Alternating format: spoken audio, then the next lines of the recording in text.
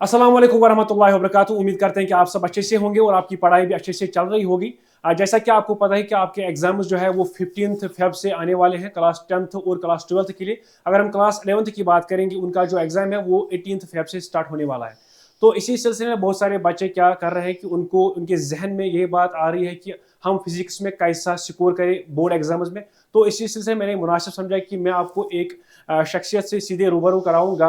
वो जो किसी नाम के मोहताज नहीं है। मैं सीधे उमर सर फिजिक्स जो स्काई क्लास में फिजिक्स पढ़ाते हैं उनको यहाँ पे इनवाइट करता हूँ कि वो ताकि वो आपसे कुछ बातें शेयर करें, सो दैट आपका जो बोर्ड स्कोर है वो आप मैक्सिमम गेन करें। Thanks for inviting me. अस्सलाम वालेकुम स्टूडेंट्स। देखिए बच्चों, जैसा कि आज का सीन जो चल रहा है, बच्चे यूजुअली बड़ी स्ट्रेस में, बड़ी टेंशन में हैं, क्योंकि कुछ बच्चे फ़ोन कर रहे हैं, फ़ोन पे बता रहे हैं कि सर हम टेंशन में हैं, हमें लग रहा है कि जैसे हमें कुछ आता ही नहीं है। बट ऐसा बिल्कुल भी नहीं है। मैं आपको एक दो तीन टिप्स दूंगा जिससे आप रियलाइज कर पाओगे कि आप 70 आउट ऑफ 70 टच कर सकते हैं। तो देखिए सर, सबसे पहले मैं आपको बता दूं कि जो हमारा पेपर पैटर्न होता है उसमें लॉन्ग टाइप के क्वेश्चंस भी होते हैं, शॉर्ट टाइप भी होते हैं। पहले अगर हम बात करते हैं लॉन्ग टाइप 5 मार्क के क्वेश्चन की, तो वो डेफिनेटली हमारे ओआरसीसी प्रोग्राम से ही इंशाल्लाह हम एक्सपेक्ट कर सकते हैं। तो लॉन्ग टाइप 5 मार्क्स के क्वेश्चंस आपको सारे आएंगे। उसके बाद 3 मार्क्स के क्वेश्चन वो भी ऑलमोस्ट ओआरसीसी से ही निकलेंगे। उसके बाद 2 मार्क और 1 मार्क के क्वेश्चन जो हमारे बनते हैं, देखिए दो, मैं नहीं कहूंगा कि ओआरसीसी से ही सारा आएगा, ऐसा मैं बिल्कुल भी नहीं कहूंगा। हम एक्सपेक्ट कर रहे हैं कि we can expect maximum questions to be asked from our ORCC program।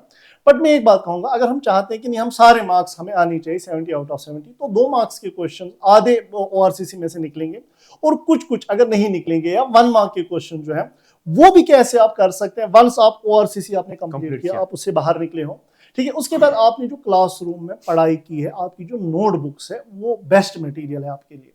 Although आपकी नोटबुक्स में एग्जॉस्टिव स्टडी है, न्यूमेरिकल्स नीट लेवल के सारे, जेई लेवल के इनफैक्ट क्वेश्चंस हमने दिखाए हुए हैं, लेकिन आपको क्या करना, आपको नोटबुक को थॉरोली पढ़ना है। न्यूमेरिकल्स भी थोड़े थोड़े बेसिक करने में भी वहां पे न्यूमेरिकल टाइप क्वेश्चन भी आए, तो आपको थॉरोली आपको पढ़ना पड़ेगा, पूरी नोटबुक आपको पढ़नी पड़ेगी।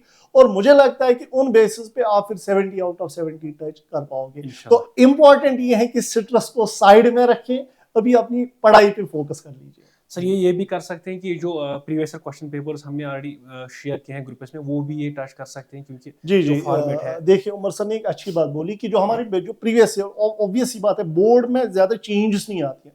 बोर्ड एग्जाम के क्वेश्चन जो अगर हम देखेंगे प्रीवियस ईयर्स पेपर्स के ही आसपास होते रहते हैं। So in fact long type as well as short type, very short type questions भी कुछ may be previous years exam ऐसे पूछे जाए, तो साथ साथ प्रीवियस ईयर्स पेपर्स भी साथ में चलाएं जो आपके साथ शेयर किए गए हैं, तो उससे आप फायदा उठा सकते हैं। सर और एक बात है कि जो पेपर प्रेजेंटेशन की अगर हम बात करें, क्योंकि बहुत सारे बच्चे क्या करते हैं, उनका कोई वर्ड गलत होता है, फिर वो सारे क्वेश्चन को क्रॉस करते हैं, उसके बाद कोई क्वेश्चन 2 मार्क का होता है या 1 मार्क का होता है, वो 3-4 पेजेस उस पर लिखते हैं। जी सही बात है कि paper presentation is very important. आपका पेपर प्रेजेंटेबल होना चाहिए ताकि आपको अच्छे मार्क्स मिल जाएं।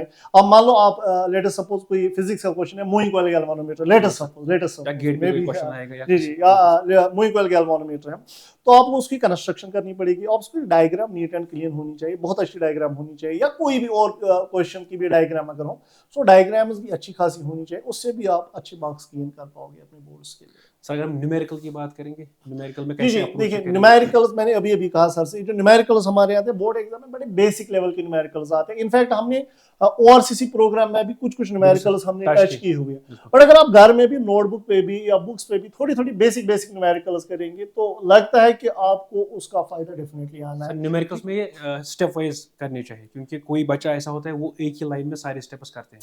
हाँ सही बात। देखिए पर्टिकुलरली ये सर बोल रहे हैं न्यूमेरिकल्स की नहीं, अगर हम डेरिवेशंस की बात करें, अगर आपको कोई चीज डेराइव करनी है, आपको स्टेप वाइज लिखना पड़ेगा, आपको फाइनल एक्सप्रेशन डायरेक्टली नहीं लिखनी पड़ेगी। Suppose you have to derive an expression for electric field on axial line of the dipole, आपकी स्टेप्स अच्छे खासे होने चाहिए ताकि लगे कि नहीं ये लॉन्ग टाइप का क्वेश्चन, कांसेप्ट क्लियर है बच्चे में, कांसेप्ट क्लियर। और एक बात मैं आपको बता दूं, कंसाइज आपका पेपर कंसाइज होना चाहिए, टू द पॉइंट होना चाहिए। 3 मार्क्स का क्वेश्चन पूछा गया, उसी हिसाब से आपको करना पड़ेगा, लंबा चौड़ा नहीं खींचना पड़ेगा।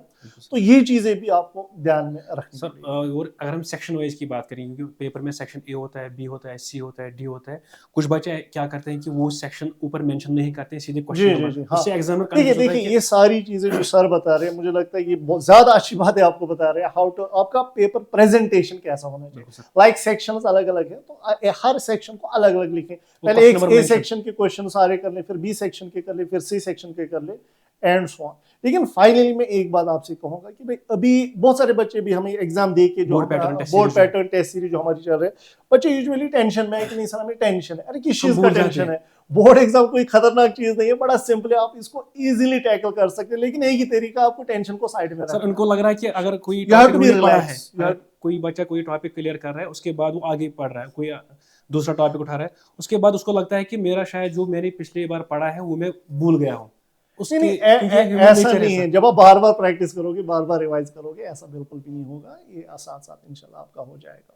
तो हमारी तरफ से आप लोगों को बेस्ट विश हम चाहते हैं कि आप एग्जाम में और अल्लाह से भी दुआ कीजिए। बिल्कुल हाँ जी जी। और- इनफैक्ट नीट वालों के लिए भी इंशाल्लाह काउंसलिंग यहाँ पे थोड़ी हो जाएगी इसके बाद। तो फिलहाल ये बोर्ड ओरिएंटेड एग्जाम आपका है, तो बोर्ड एग्जाम है, तो इसके लिए you have to be positive, बिल्कुल सर, कीप प्रिपेयरिंग, खुद को प्रिपेयर करते रहें, ठीक है, टेंशन टेंशन ना लेने की लें, जरूरत नहीं है। और बार बार रिविजन्स करते रहें, अपनी नोटबुक्स को भी ORCC को भी अच्छे से प्रैक्टिस करते रहें। तो मुझे Previous नहीं question लगता है papers इट्स अ भी, बिग डील बिल्कुल सर। और अल्लाह से दुआ कीजिए, हमारे लिए भी दुआ करना। हाँ, thank उसके बाद भी कोई कंफ्यूजन होगा तो आप कमेंट सेक्शन में बोल सकते हैं, हम उसके बाद उमर सर से बात करेंगे फिर से। मिलते हैं नेक्स्ट वीडियो में, तब तक के लिए इजाजत दीजिए। you. अल्लाह हाफिज़। Thank you very Thank you. Much. अल्लाह हाफिज़।